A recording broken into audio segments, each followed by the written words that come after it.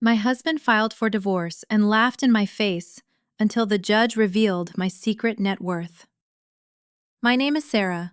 I am 29 years old, and I am sitting in a courtroom watching my husband of 6 years laugh as he signs our divorce papers. Michael always believed I was nothing more than a naive small-town girl with no real ambition. He thought I was lucky to be married to him. He thought I would fall apart without his name, his money, and his family's influence. What he never understood was that while he was cheating on me with his coworker, I was building an empire right under his nose. The judge is about to read my financial statement, and I cannot wait to see that smug smile disappear from his face. Before I tell you how my soon-to-be ex-husband's expression completely changed in that courtroom, tell me where you are watching from. And if you have ever had to stand up for yourself when no one expected you to be capable, then this story is for you. I was a small-town girl from Tennessee when I moved to Nashville to study accounting at Vanderbilt University. I had big dreams of working in corporate finance, even though I came from a humble background. My parents had always taught me the value of hard work, discipline, and saving money. At the time, I had no idea how important those lessons would become years later. I met Michael at a coffee shop near the university campus. I was sitting at a small table surrounded by notes, studying for a financial analysis exam. My accounting textbook was open in front of me when he approached. He was a third-year law student from a traditional family of Nashville attorneys, and he carried himself with the kind of confidence that only comes from never having to worry about money for a single day in your life. "You have potential," he said, looking down at my textbook. "You just need the right guidance." At the time, I thought it was a compliment. Now I understand it was both an insult and a preview of our entire relationship. Michael seemed perfect in the beginning. He was ambitious, charming, successful, and apparently interested in me. I was ordinary by his family's standards, but our romance moved quickly. He took me to restaurants I could never have afforded on my own, planned weekend trips to Gatlinburg, and introduced me to a lifestyle I had only seen in movies. But from the very beginning, he was always trying to improve me. He criticized my clothes from Target. He suggested I cut my hair in a more sophisticated style. He made subtle comments about my college friends being limited in their worldview. Back then, I did not recognize the pattern. I thought he was trying to help me become the best version of myself. I was making a modest income working part-time as an accounting assistant at a small firm. I loved my job. I loved the analytical challenges, the order, and the satisfaction of watching numbers fit together perfectly. Michael called it my little job. He often suggested that I did not even need to work. "Why exhaust yourself for pennies when I can give you everything you need?" he would say. He never understood that my career was about more than money. It was about my identity. It was about independence. It was about knowing I could stand on my own. After 18 months of dating, Michael proposed during a romantic weekend in Gatlinburg. The ring was stunning, the champagne was expensive, the moment was perfectly orchestrated for maximum impact. Several people in the restaurant even applauded. It felt like a fairy tale, and I said yes without hesitation. Our wedding was an intimate ceremony in Savannah, Georgia.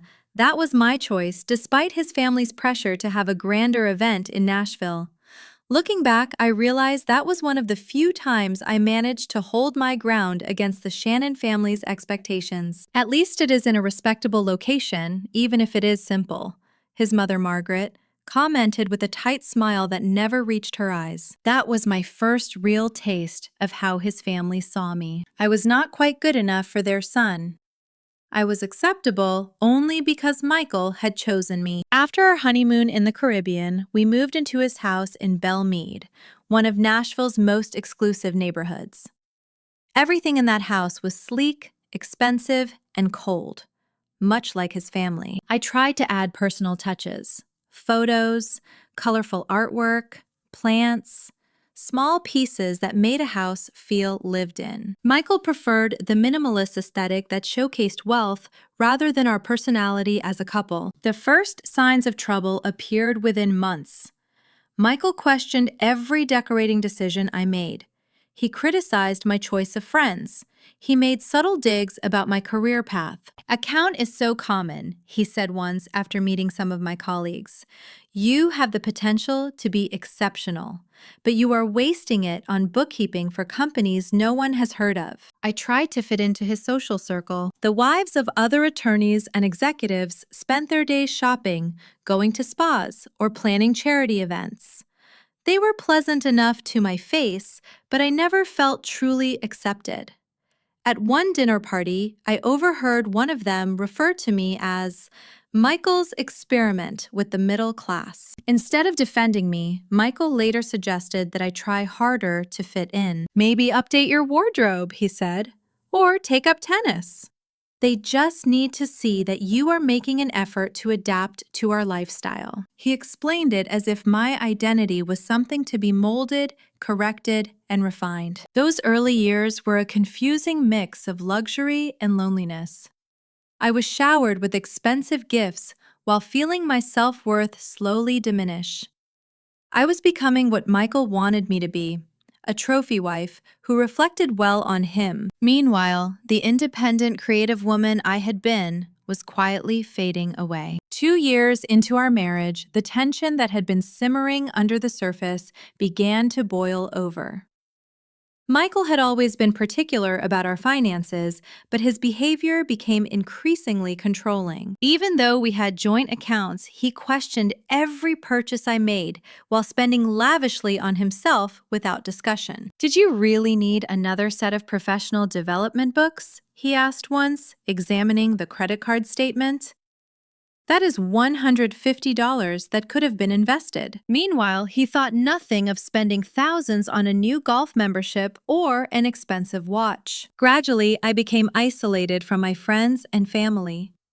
Visits to my parents in small-town Tennessee became less frequent because Michael always had an excuse.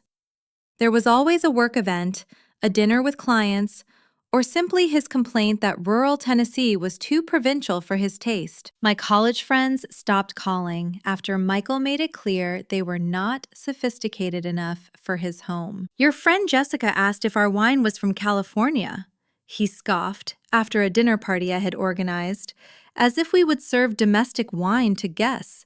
"It is embarrassing, Sarah." My career, which had once been a source of pride, became a constant battleground. When I was offered a promotion to senior accountant, Michael was not supportive. "Is the modest bump in salary worth the extra hours away from home?" he asked. "We are planning to start a family soon, remember?" That was news to me. Whenever I brought up having children, he always said the timing was not right. Around that time, I discovered my passion for financial consulting. The firm where I worked was expanding its services, and I volunteered to learn the advisory and strategic planning side of the business. I found that I had a natural talent for understanding investment patterns and creating financial strategies that delivered real results. I was excited about this new direction. One night, I shared my idea of eventually starting my own boutique financial consulting firm with Michael. His response crushed me. "Sarah, be realistic," he said. "Starting a business requires business acumen, which is not exactly your strong suit. Besides, most small businesses fail within the first year. Why risk what we have?" Our approaches to money revealed our deepest differences. Michael believed in conspicuous consumption. The right address, the right car, the right vacation spots, the right image of success. I had been raised middle class. I believed in saving, investing wisely, and finding value rather than chasing high price tags. As our third anniversary approached, Michael's late nights at the office became the norm rather than the exception. His excuses changed, but his absence remained constant. A big client, market analysis, quarterly reports. I ate dinner alone most nights. I went to bed alone. I increasingly lived like someone who was single, but with the financial scrutiny of a child receiving an allowance. Our first truly major argument came after his family's annual Christmas gathering. During the car ride home, his mother had pointedly asked when we would be giving her grandchildren. I mentioned that I was ready whenever Michael was. He smoothly changed the subject. When I confronted him at home, his reaction was cold. "Children are a massive responsibility and expense," he said, loosening his tie. "With your modest career and my family's expectations, any child of ours would need trust funds, private schooling, and the right connections. We are not there yet financially." "Not there yet?" I asked, genuinely confused. "Michael, you make six figures. Your family has generational wealth. What are we waiting for?" His response told me everything. "My money is not the issue. You still have not established yourself properly. What would you contribute to a child's future?" The hurt from those words stayed with me for days. His dismissive attitude toward my career had always wounded me, but this was different. In another argument, he called my salary insignificant. That word settled somewhere deep inside me. Insignificant. That was how he saw me. That was when something solidified in me. I needed financial independence, not just for myself, but for my sanity. That week, I opened a separate bank account at a different bank. I set up a small direct deposit from my paycheck.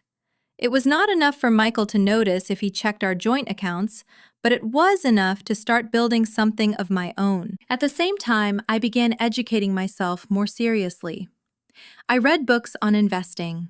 I took free online courses on business management. I subscribed to newsletters about entrepreneurship. I did all of it in private browsing modes, careful not to leave digital breadcrumbs for Michael to find. The woman who had once been swept off her feet by grand gestures and expensive dinners was slowly waking up inside the gilded cage she lived in, and she was planning her escape one small step at a time. While Michael continued his late nights at work, I began laying the foundation for my independence. Using my growing separate savings, I registered a small business entity called Sarah Mitchell Financial Solutions. I built a simple but professional website showcasing my portfolio and services. My first challenge was finding time to work on my business without Michael knowing. I converted our rarely used guest bedroom into a home office and told Michael I needed a dedicated space for continuing education so I could advance at the firm. He barely paid attention to the change. To him, my professional development was cute ambition, not a serious endeavor. "Just do not let it interfere with our social obligations," he said. That was his only concern. My first client came through a stroke of luck at our local coffee shop. I overheard Elena Rodriguez, the owner of a growing catering business, complaining about the expensive quotes she had received from financial advisors. "I cannot afford $10,000 for a financial plan," she told her business partner. "But I am losing money somewhere, and I cannot figure out where." I introduced myself. I explained my background and offered to help her at a fraction of the cost, with the understanding that I was building my portfolio. Elena took a chance on me. The results exceeded both of our expectations. I identified inefficiencies in her cash flow. I restructured her payment terms with vendors.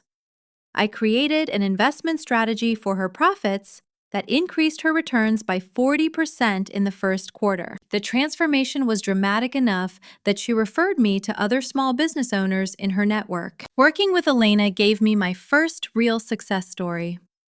More than that, it gave me a genuine friendship, something I had been missing inside Michael's curated social circle.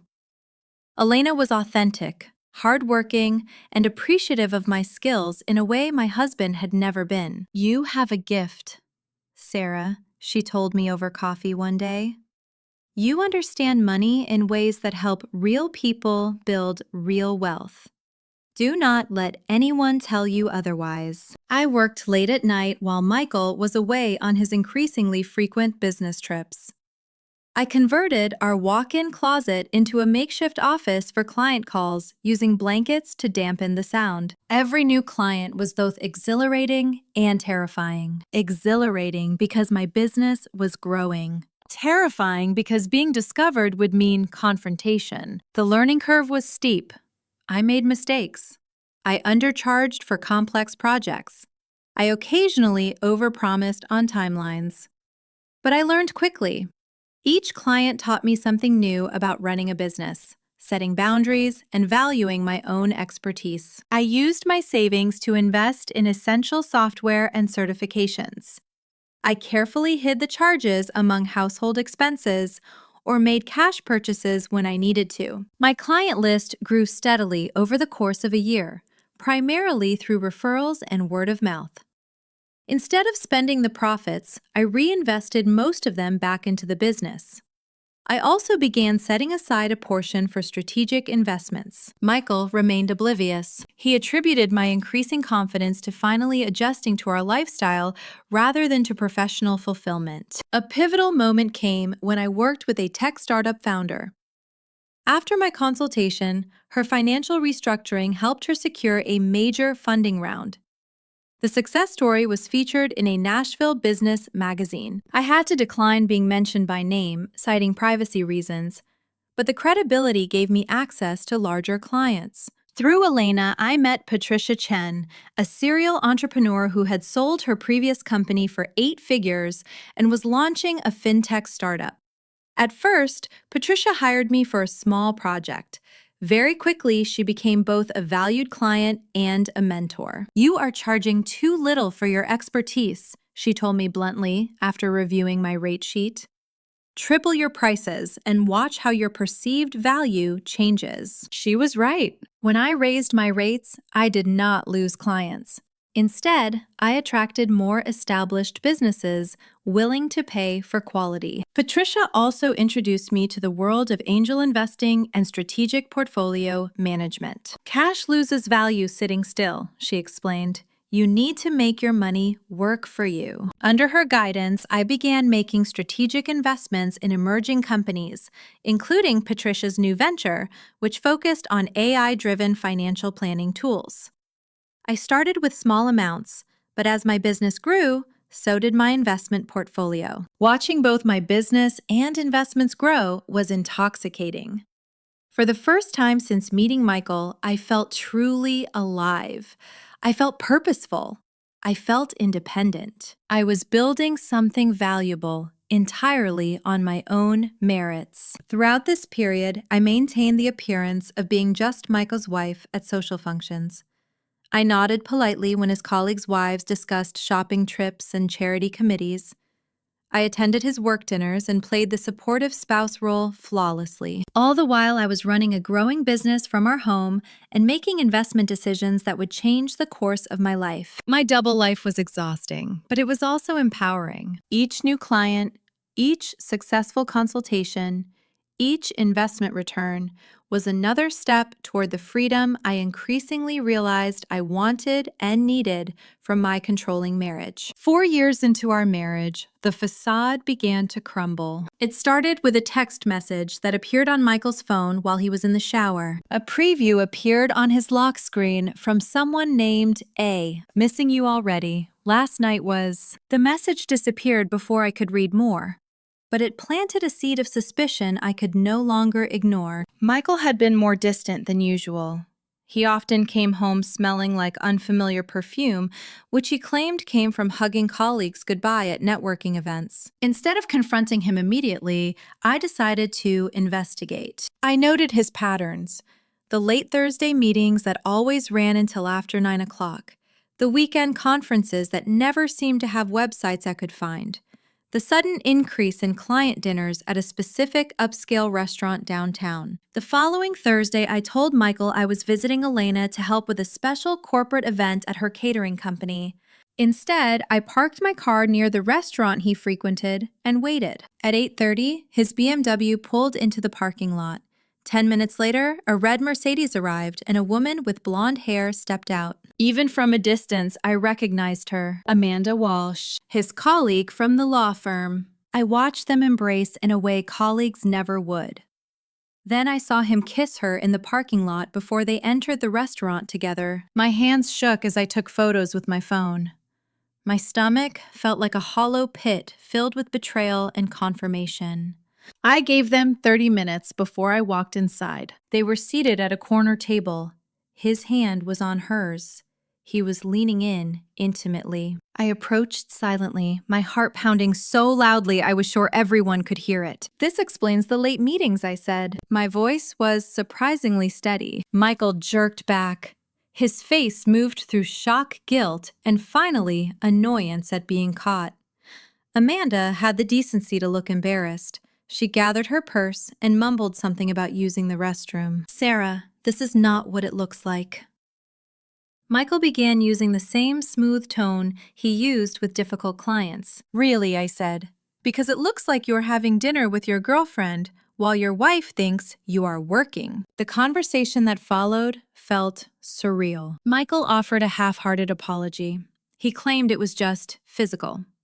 Then he had the audacity to blame me for his infidelity. "You have been so wrapped up in your little accounting projects," he said, lowering his voice as neighboring diners began to notice the tension. "You have become boring, Sarah, unambitious. When was the last time you made an effort in our marriage?" I left the restaurant alone. I drove aimlessly for hours before returning home. Michael came back past midnight.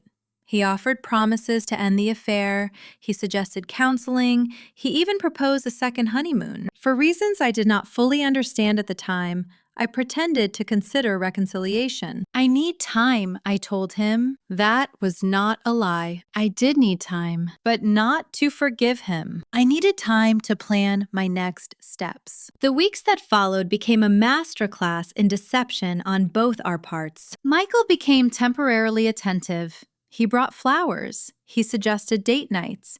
He acted like the wounded husband trying to save his marriage. Meanwhile, I began consulting divorce attorneys during my supposed meetings with clients. Rebecca Torres, a formidable divorce attorney recommended by Patricia, laid out the reality of my situation. "Tennessee is an equitable distribution state," she explained. "Without a prenuptial agreement, the court divides marital assets based on what it deems fair, not necessarily equal." I learned about our financial entanglements, the complexity of divorcing someone with family money, and the importance of documenting everything. "Knowledge is power," Rebecca said, especially in divorce. My cautious information gathering came to an abrupt halt when Michael discovered my browser history on our shared computer. I had forgotten to use private browsing for one search: Tennessee Divorce Asset Division Process. His rage was immediate and frightening. He cornered me in our kitchen, waving his phone with the screenshot he had taken. "Is this what you have been doing?" he demanded. "Planning to divorce me and take my money?" His face was red. A vein pulsed in his forehead. "Let me make this clear, Sarah. You will have nothing without me. Nothing. My family's lawyers will make sure of it." I remained calm, which only infuriated him more. "I am not planning anything, Michael," I said. "I was just researching after what happened. Wouldn't you do the same?" He seemed mollified by my explanation, but the threat lingered between us. That night, I moved all of my important business documents to secure cloud storage. I also began transferring digital records to drives I kept in a safety deposit box Michael knew nothing about. The final discovery came 3 weeks later. While organizing our closet, a task Michael never participated in, I found a jewelry receipt tucked inside his dress shoes.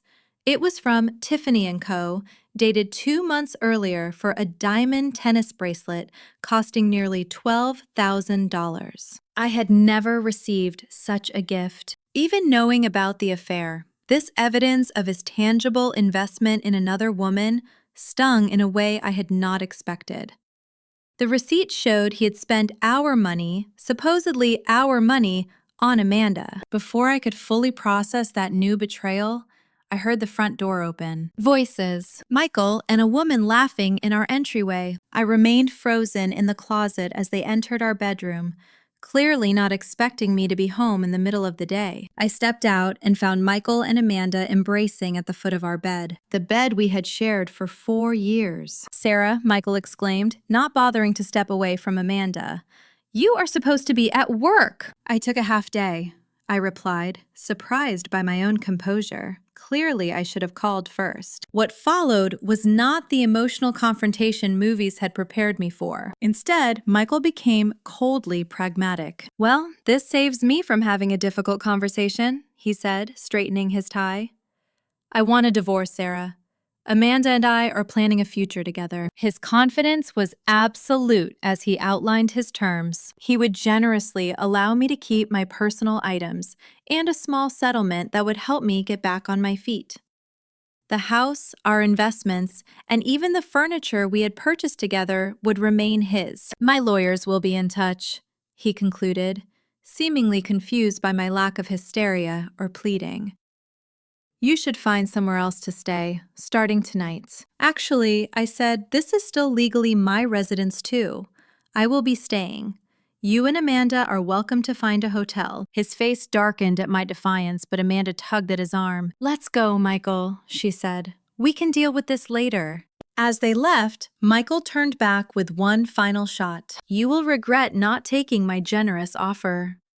By the time my lawyers are done, you will be lucky to afford a trailer park in the worst part of Nashville." I closed the door behind them. Then I leaned against it, and for the first time since discovering his affair, I smiled. Michael had no idea what was coming. The day after I caught Michael and Amanda in our bedroom, he moved most of his clothes and personal items out of the house. I changed the locks that same afternoon.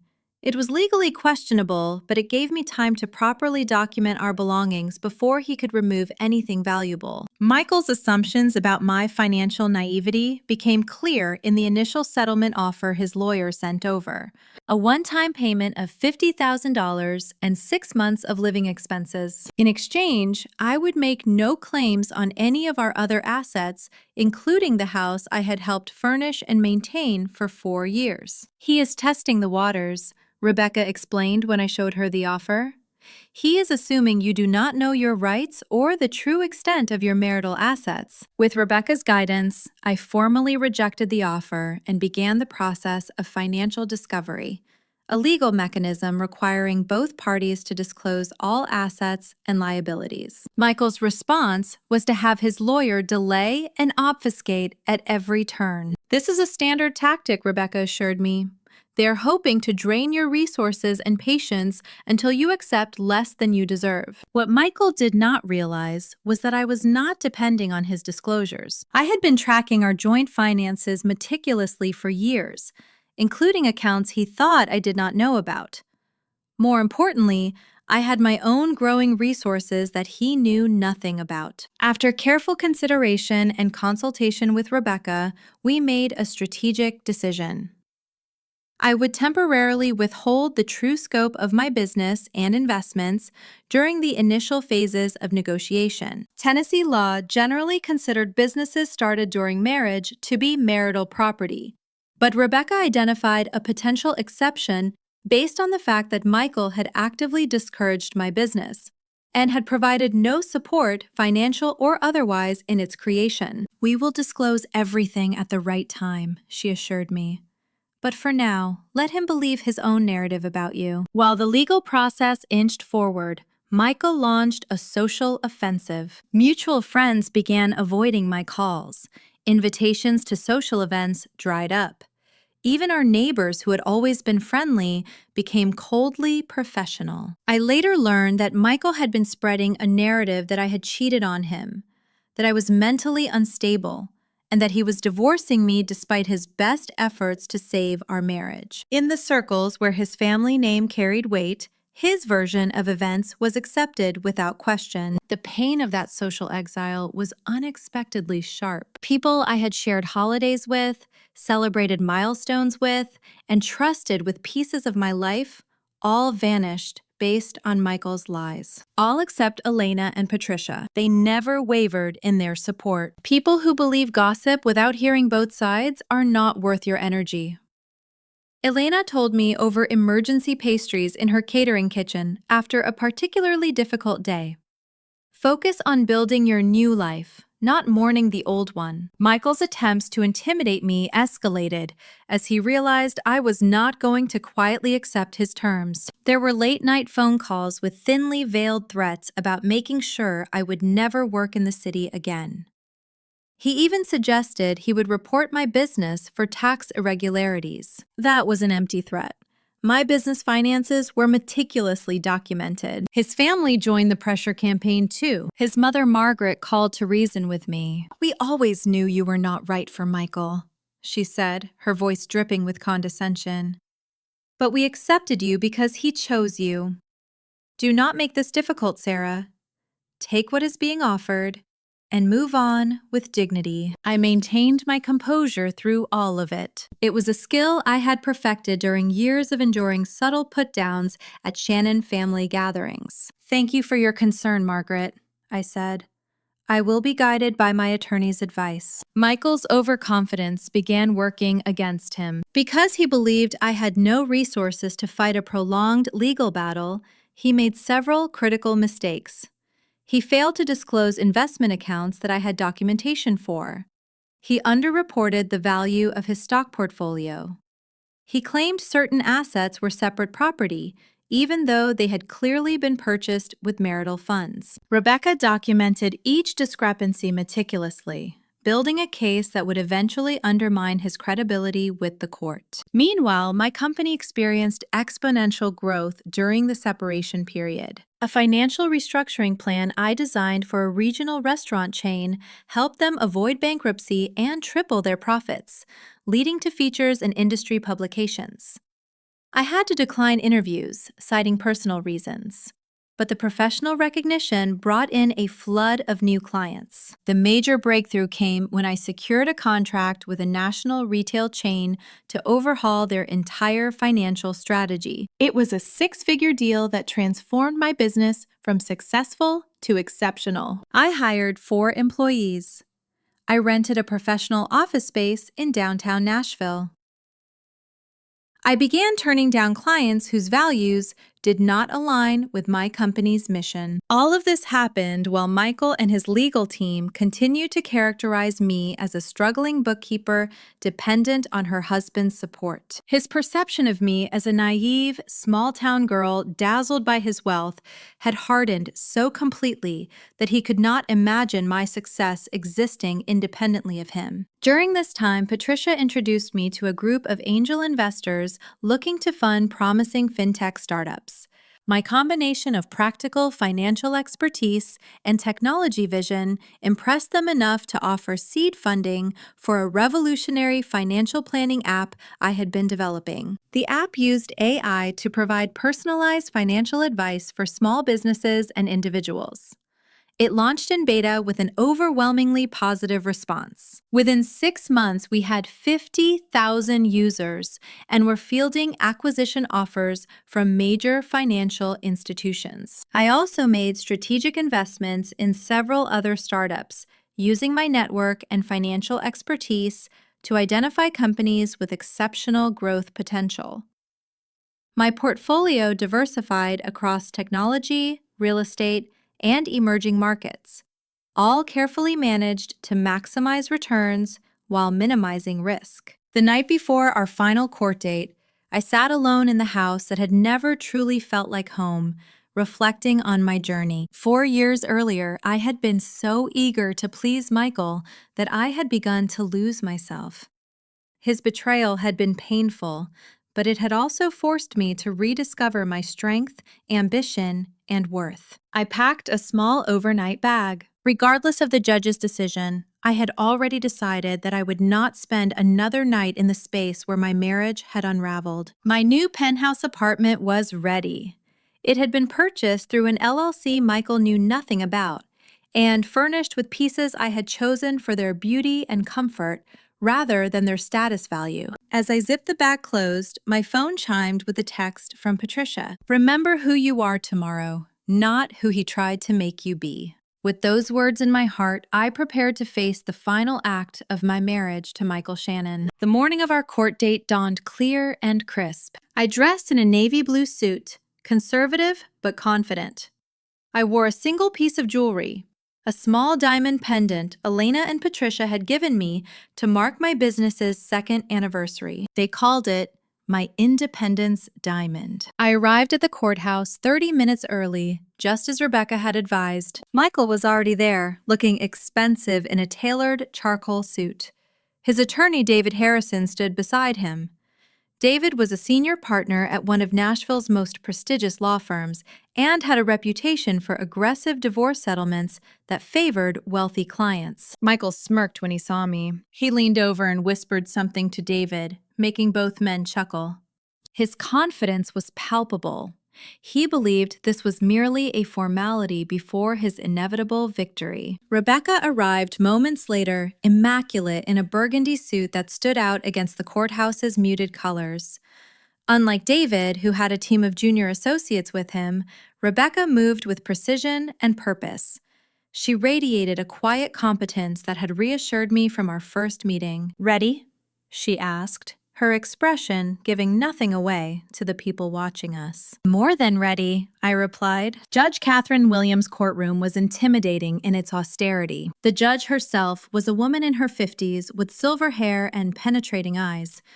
She had a reputation for fairness, but very little patience for games or emotional displays. As the proceedings began, Michael put on a performance worthy of an Oscar. His testimony painted him as a devoted husband who had supported his wife's modest career ambitions only to be repaid with ingratitude and unreasonable demands in the divorce. "I just want a fair resolution, Your Honor," he said, his voice carefully modulated to convey reasonable disappointment. "I have offered Mrs. Shannon a generous settlement that would allow her to maintain a comfortable lifestyle while she rebuilds her career." David presented their case for the division of assets. He highlighted Michael's family wealth as separate property. He minimized my contributions to our marital assets.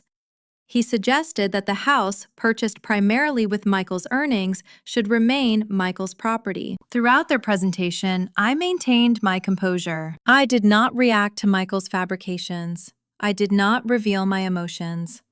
Judge Williams occasionally glanced in my direction, but her expression remained unreadable. When it came time to sign the initial divorce decree separating our marital status, while financial matters were finalized, Michael made a show of it. He signed with a flourish. A laugh escaped his lips as he capped his monogrammed pen. As he returned to his seat, he passed close enough to whisper, "Enjoy going back to your parents' farm." Rebecca's presentation began methodically. Her approach was a stark contrast to David's theatrical arguments. She presented evidence of Michael's financial deceptions during our marriage, the hidden accounts, the lavish spending on Amanda, and the pattern of financial control. "Your Honor," Rebecca said, "Mr. Shannon has not been forthcoming about the full extent of marital assets as required by Tennessee law." She submitted documentation of accounts Michael had failed to disclose, including dates, account numbers, and approximate balances. Michael shifted uncomfortably in his seat as Rebecca continued. His smug expression began giving way to nervous glances at David. David requested a brief recess. Judge Williams denied it. "I believe we should continue, Counselor," she said. "I am particularly interested in hearing about these undisclosed assets." The atmosphere in the courtroom tightened as Rebecca methodically dismantled Michael's financial deceptions. Judge Williams' expression grew increasingly stern as the evidence mounted. "Furthermore, Your Honor," Rebecca continued, "we request that the court consider Mrs. Shannon's separate property that was established during the marriage but without any contribution or support from Mr. Shannon." This was the moment we had prepared for. Judge Williams looked up from her notes. "Please elaborate, Counselor." "Mrs. Shannon established a financial consulting business during the marriage.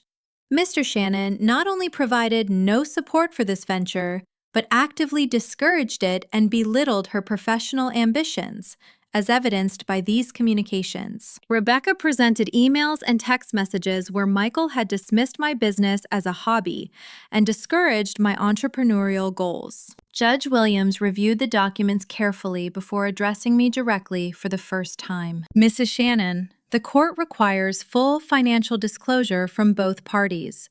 Have you submitted complete information about this business venture?" "Not yet, Your Honor," I replied, exactly as we had planned.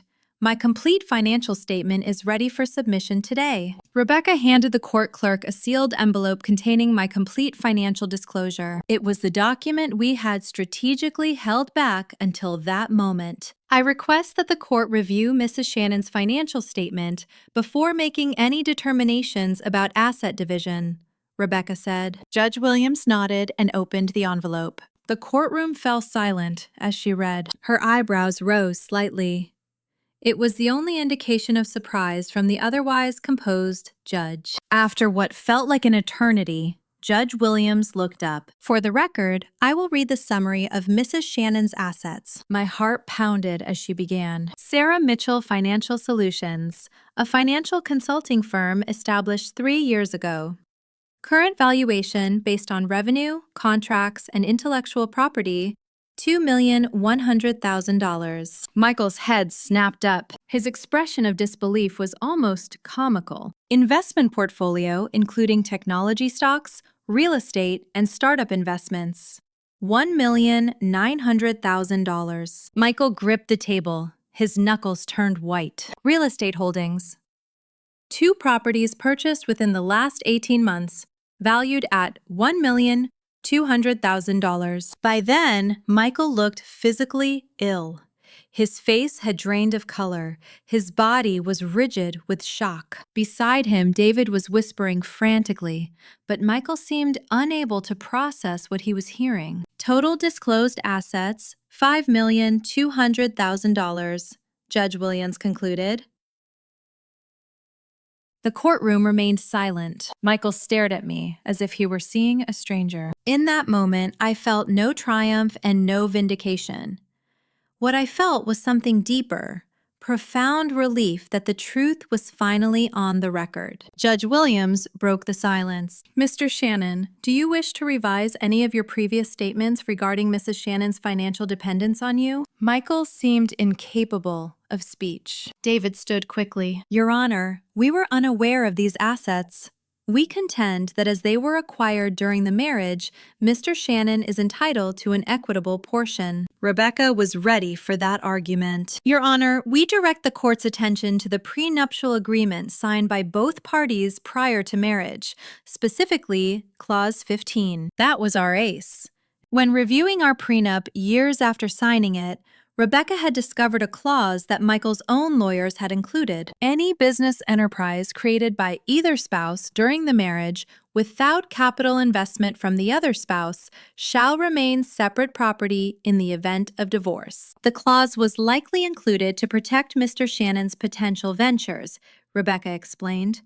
However, the language applies equally to Mrs. Shannon's business, which she built without any financial contribution from Mr. Shannon. Judge Williams reviewed the prenuptial agreement, then nodded slowly. The language is indeed clear. Ms. Torres, please continue. Rebecca outlined how I had built my business from scratch using my own savings and reinvesting profits, all while Michael actively discouraged my efforts. She presented statements from clients and mentors attesting to my independent work and business acumen. Throughout Rebecca's presentation, I watched Michael. The man who had laughed while signing our divorce papers only hours earlier now sat frozen, his confident demeanor shattered. Amanda, who had been sitting in the gallery, slipped out of the courtroom.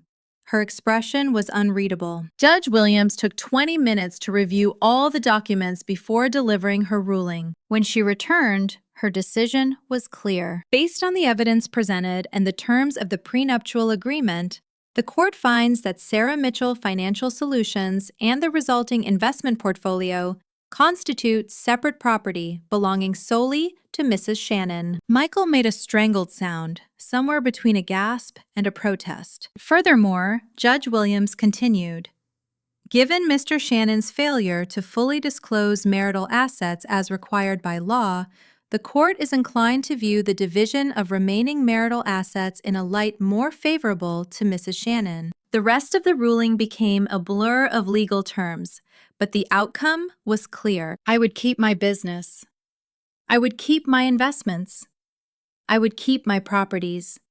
In addition, I would receive a greater portion of our actual marital assets Because of Michael's deception, the house would be sold with the proceeds divided according to the judge's formula, which heavily favored me. As we stood to leave, Michael approached me, his lawyer trying unsuccessfully to hold him back. "You planned this," he hissed, his face twisted with rage and humiliation.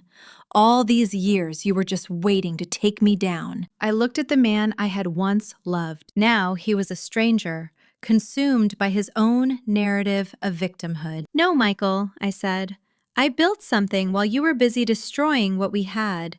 That is the difference between us." Rebecca gently guided me away, leaving Michael standing alone in the emptying courtroom. The remnants of his superiority complex lay in shambles around him. Walking out of the courthouse that day felt less like victory and more like liberation. The weight of deception, both Michael's and my own necessary secrecy, lifted from my shoulders with each step down those marble stairs. Today, my company has expanded internationally. My investments continue to grow, and I have used my resources to establish a foundation that helps women achieve financial independence. Michael attempted reconciliation once he knew my net worth, but I had moved far beyond the woman who once sought his approval. If you are watching this and facing your own crossroads of underestimation or betrayal, remember that sometimes what feels like an ending is actually a beginning in disguise. Your worth is not determined by someone else's inability to see it. Have you ever had someone underestimate you, only for you to prove them spectacularly wrong? Share your story in the comments below. And if this story resonated with you, please like, subscribe, and share it with someone who may need to hear that their value is not defined by anyone else's perception. Thank you for listening to my journey. And remember, sometimes losing what you thought you wanted leads you directly to what you truly deserve.